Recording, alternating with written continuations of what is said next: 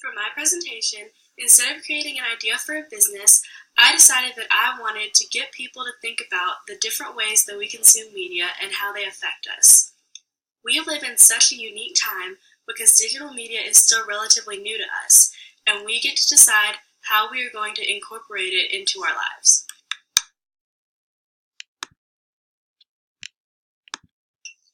As we move deeper into the digital age, digital media is becoming more and more prevalent. While there are several pros to this switch to online content, traditional media still has its place in society too. I believe that while it is obvious that we have to move on to more modern technology, it is important that we continue to keep print media alive. A more integrated system is what we should strive for in order to get the best of both worlds.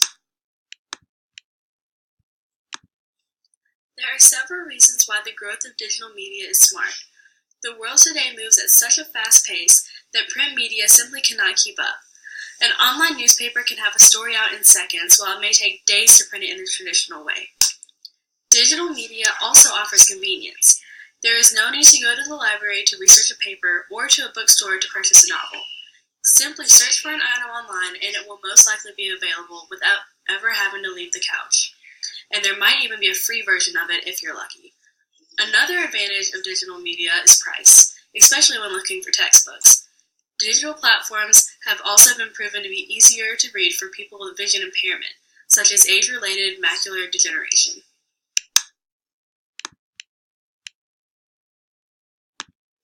There are also many disadvantages when it comes to digital media.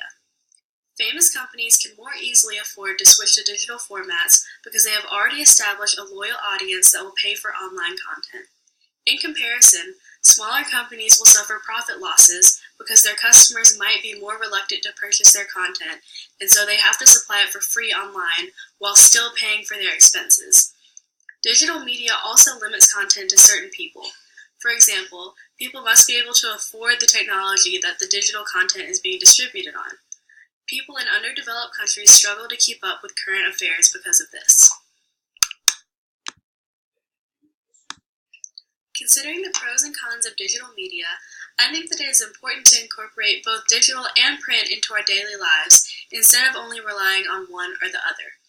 In education, for example, most students say that they would prefer physical books and homework over digital if the prices were the same.